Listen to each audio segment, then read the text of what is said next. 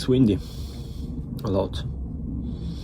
I can hear the shelter shaking from the wind. I knew it. And I hope it will stop a little bit because it's headwind. I will probably have to push my bike most of the time. At least it's not raining.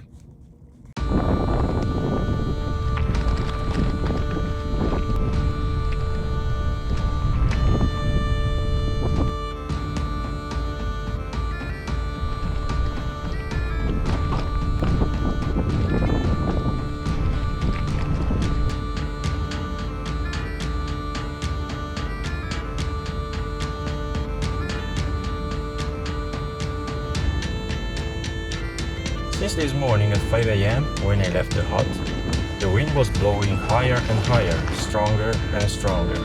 It became very difficult to ride. I hope my sidewalls will survive to these very sharp rocks. I'm kind of worried about that. I was just starting to be worried about those rocks that suddenly the landscape changed drastically into a real desert made of black sand that forced me to push my bike for some time. Side winds, very strong. Can't ride. It's too sandy, too windy.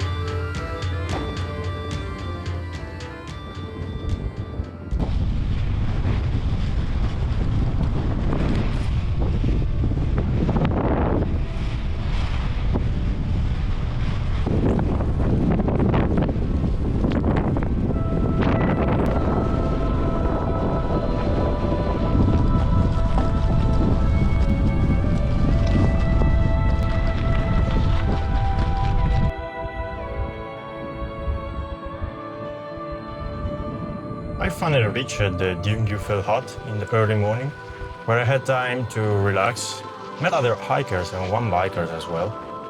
We shared information about what's coming next. Also charged some of my devices with solar panels, and a second breakfast, of course. But I knew that things were getting worse, as the wind was increasing more and more. Soon after, I had to get back on my saddle. Also enjoying the view and the time spent in this isolated place. Beautiful, hot.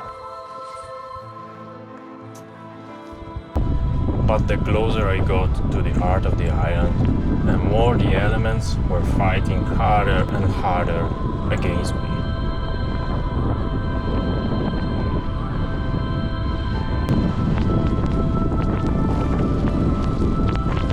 Vento contrario! Aspetta! Vento contrario, sì!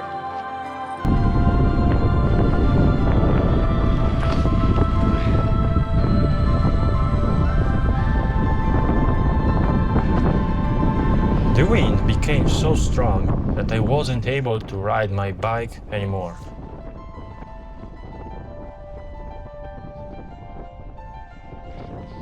In those conditions, my average speed was ridiculous, covering only 33 km in almost 5 hours. È pericoloso. Pensavo che fosse possibile avere tempeste di sabbia anche in Islanda. Bene, sì. Traffica a 50 all'ora con sabbia che ti sferza in faccia. Sta arrivando. Arriva! In my mind, I was starting to think that I maybe underestimated the elements.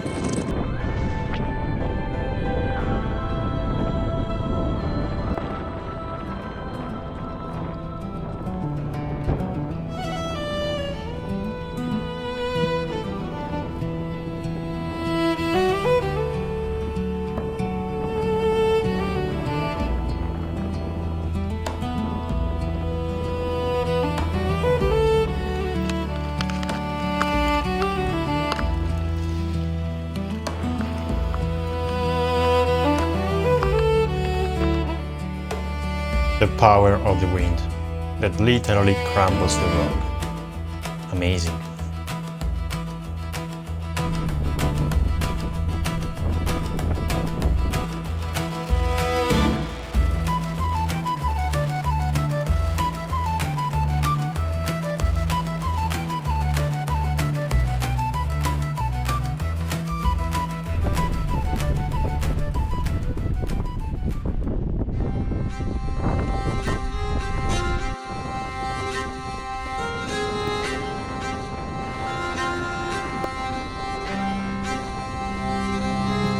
I was soon able to check the wind forecast for the next days, and it wasn't good news.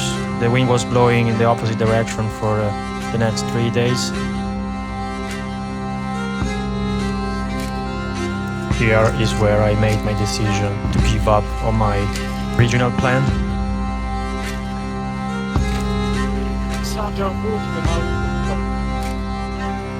With the wind blowing from southwest, I made this turn following the wind, heading northeast.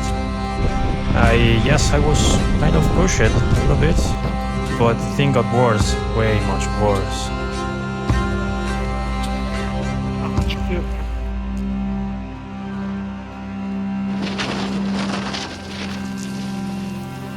The wind kept increasing its power, and soon the sand was all over the air.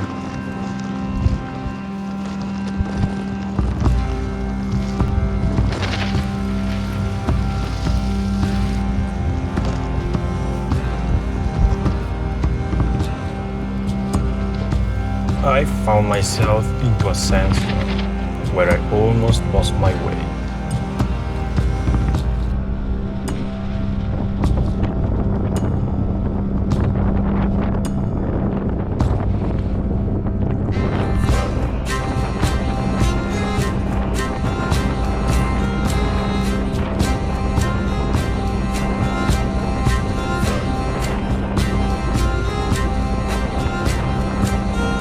Only the yellow balls to mark my way, I was able to get out eventually.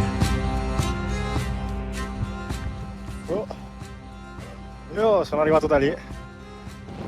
After 15 hours out there pushing my bike against the wind, I was exhausted, and I really had to find a place safe from the sand and the wind.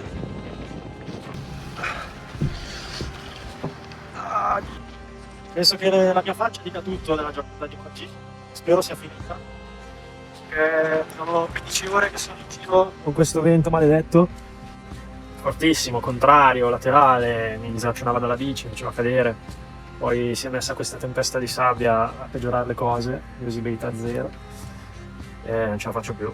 Mancano forse 15 km di rifugio, ma non ce la faccio. Saranno tutti così, è vero che è un pelo a favore adesso, ma è quasi, non so cosa sia meglio. Non ci vedo più. Praticamente adesso ho trovato questa stazione meteorologica. Ho anche ricezione perché questa casetta da internet, alimentata da questa bellissima ventola e dai pannellini solari. E penso che dormirò qui dentro stanotte, a forza. Già sta qua. Sono le 8:30, ma di sera il sole è ancora alto, però devo dormire, devo riposare qua, devo cercare di togliermi questa sabbia che ho dappertutto, ma soprattutto devo mangiare perché non ho mangiato niente oggi, veramente. Quindi adesso mi metterò qui a cucinare sperando di non dare fuoco niente e via.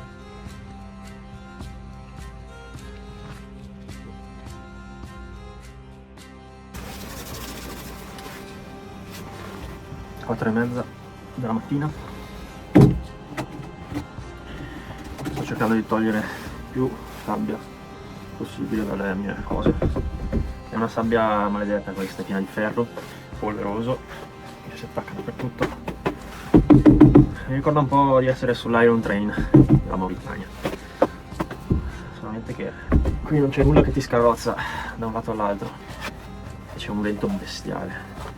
Adesso è l'unico momento in cui ha calato un attimo, ma per tutta la notte, tutto il giorno di ieri stava buffando come un pazzo. E oggi sarà ancora peggio. Questa è una finestra fortissima. fortunatamente ho. Devo fare 16 km per arrivare al rifugio dove ero diretto ieri, ma non ce l'ho fatta ad arrivare.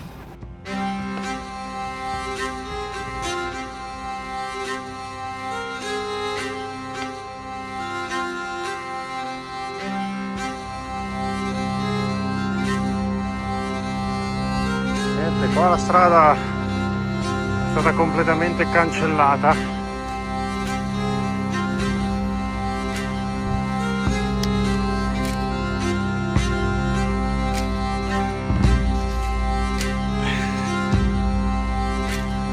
Abbiamo trovato l'unica roccetta bianca in mezzo a un deserto nero. Ho lasciato la strada, che è quel paletto che va. Sto dirigendo verso questo lago qua davanti. Questa potrebbe essere la cosa più stupida come più intelligente da fare, perché tanto la strada è impedalabile. Voglio vedere se posso prendere un po' d'acqua da filtrare. E poi voglio capire se almeno agli argini è pedalabile. Lo faccio solamente perché adesso il vento è calmo. Non appena dovesse iniziare ad alzarsi torno subito sulla strada che so di avere sulla destra, perché non voglio ritrovarmi nella situazione di ieri in cui visibilità zero e sistemi GPS in palla e non capivo bene qual era la strada. E adesso sto circumnavigando il lago. Dai, spero che un po' di tempo di averlo guadagnato. Dai, sembrerebbe meglio di quello che mi aspettassi.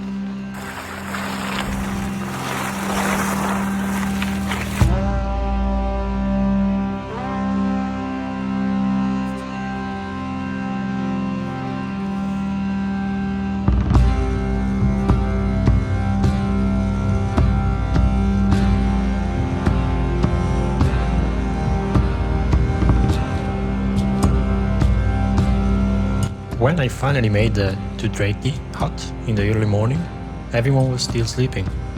I had a very cold shower, washed away all the sand, and I was already starting to feel better. Hi there.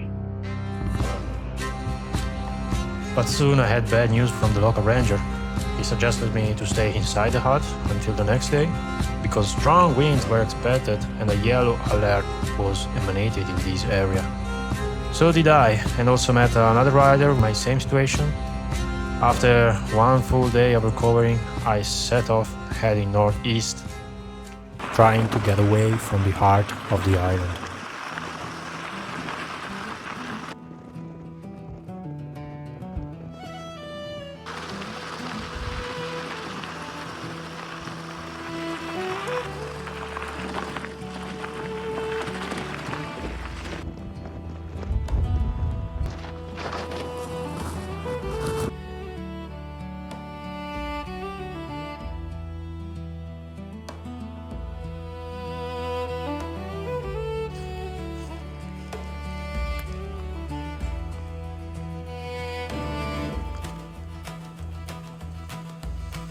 Right now it's raining, just in time to arrive at this hut called the Herðubreiðarlindir. I'm now heading north, pushed away by the strong wind, but I actually need to go south. Also, I'm running out of food, so I really need to get out from the Highlands. And the only way to get to the national route is this route called the F88, which I'm now riding along, and it ends here to the F1. Also, there is a small campsite where I will spend the night, but no shops or restaurants around. So, unfortunately, I'm having this bad idea, because I've recognized this place called Mordur, something like that. And I remember I've been there 5 years ago, and it's a nice campsite with even shops and restaurants, so it will be really nice to reach that place and to buy food and recover. Sadly, from here there is no direct link to Mordur or whatever. So I should leave the road first and cross one more river here in the cold water. And also check if this big river called Yolum is crossable. And by the way, I'm wondering why all names here sounds like Lord of the Rings. But guess what?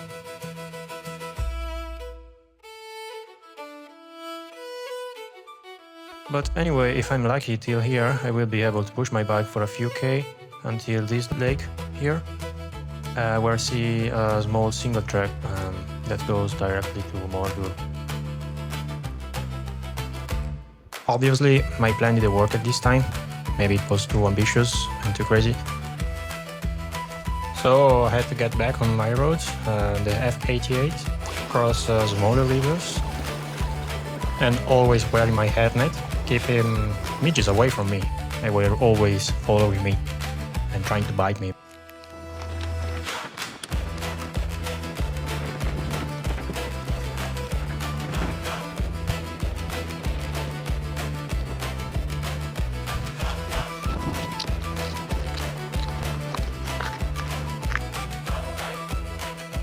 Vedo quasi la luce finalmente dopo tutto il giorno.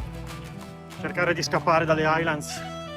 Dietro di me il vulcano dal nome impronunciabile che ho passato stamattina. È stato un po' il faro di tutta la giornata. Lo avevo sempre dietro. Sembrava non allontanarsi mai, talmente immenso. Proprio grande. Washboards ovunque. I made it. I'm finally out from the Highlands. This morning I left Askja, 100k far from here, and I had the Mountain Queen watching over me all the time. Now it's time to get a new plan for the next days.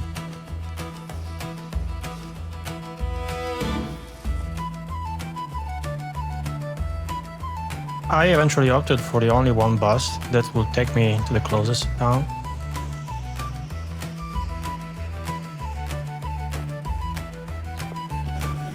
After a good rest at the campsite, the next day I was really happy to eat some tarmac again.